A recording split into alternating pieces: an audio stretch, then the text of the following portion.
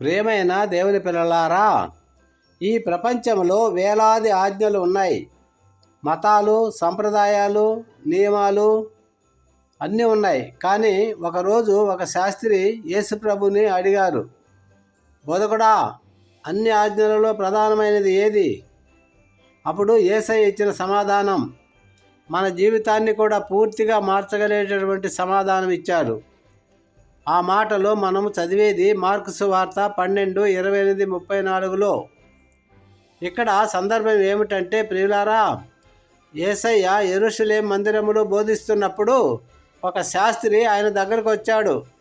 అతను అడిగిన ప్రశ్న ఏంటంటే, బోధకుడా, అన్ని ఆజ్ఞలలో ప్రధానమైన ఆజ్ఞ ఏది?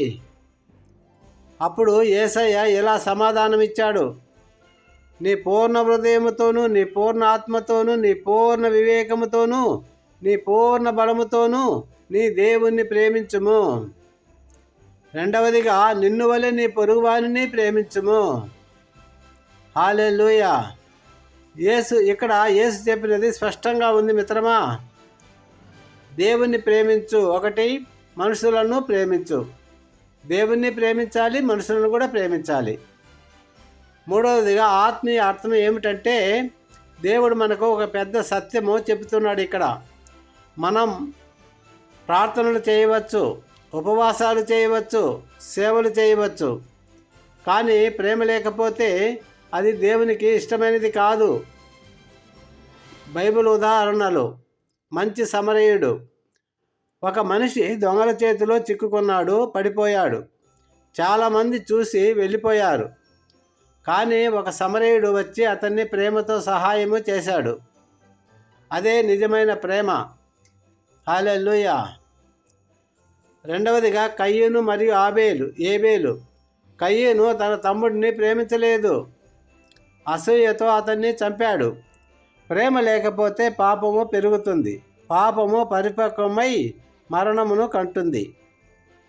మూడవదిగా, యేసుక్రీస్తు. యేసు మనల్ని ఎంతగానో ప్రేమించాడు. శిలువ మీద తన ప్రాణాన్ని మన కొరకు ఇచ్చాడు. ఇదే నిజమైన ప్రేమ. హల్లెలూయా. చెప్పండి. హెచ్చరికలు ఏంటంటే, ప్రియులారా, ఈ రోజుల్లో చాలామంది ఇలా జీవిస్తున్నారు. దేవుని ప్రేమించకుండా, మనుషులను ప్రేమించకుండా స్వార్థంగా ఉన్నారు. కానీ బైబిల్ చెబుతుంది, ప్రేమ లేనివాడు దేవుని ఎరుగడు. మన కుటుంబాలలో కోపం, అసూయ, ద్వేషం ఇవి ఉంటే ఆ ఇల్లు శాంతిని కోల్పోతుంది. ఒక చిన్న ఉపమానం. ఒక చెట్టును ఊహించండి. ఆ చెట్టుకు వేరు ఉంది కదా. ఆ వేరు ఆరోగ్యంగా ఉంటే చెట్టు పండ్లు ఇస్తుంది. అలాగే దేవుని ప్రేమ మన హృదయంలో వేరు లాంటిది. దేవుని ప్రేమ ఉంటే కుటుంబంలో ప్రేమ ఉంటుంది, మనసులో శాంతి ఉంటుంది, జీవితంలో ఆశీర్వాదం ఉంటుంది. ప్రియులారా, దీనిని మన కుటుంబాలకు అన్వయించుకుంటే, ఈరోజు చాలా కుటుంబాల్లో సమస్యలు ఎందుకు వస్తున్నాయి? ఎందుకంటే ప్రేమ తగ్గింది, సహనము తగ్గింది, క్షమించడం తగ్గింది. యేసు చెప్పిన ఈ 2 ఆజ్ఞలు పాటిస్తే మన జీవితంలో మన కుటుంబాలు మారిపోతాయి, మన సంబంధాలు బలపడతాయి, మన జీవితము ఆశీర్వదించబడుతుంది. హల్లెలూయా. ప్రియులారా, ఇక్కడ ఆత్మీయ పిలుపు ఏమిటంటే, ఈరోజు దేవుడు మనల్ని అడుగుతున్నాడు, నిన్ను అడుగుతున్నాడు. మిత్రమా, నీవు నన్ను నిజంగా ప్రేమిస్తున్నావా? నీవు నీ పొరుగువారిని ప్రేమిస్తున్నావా? మనము దేవుని ప్రేమతో జీవిస్తే మన జీవితము మారుతుంది. ముగింపు ప్రార్థన. ప్రేమైన పరలోకపు తండ్రి, మీ వాక్యము ద్వారా మాకు బోధించినందుకు కృతజ్ఞతలు.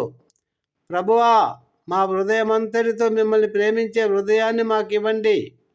మా కుటుంబాలలో ప్రేమ, శాంతి, క్షమ ఉండునట్లు కృప చూపించండి. ఇతరులను ప్రేమించే స్వభావాన్ని మాకు ప్రసాదించండి. ప్రభువా, మా జీవితాలు మీకు ఇష్టమైనవిగా మారునట్లు ఆశీర్వదించుము. యేసుక్రీస్తు నామములో ప్రార్థిస్తున్నాము తండ్రి. Amen. Thank you Jesus. God bless you all.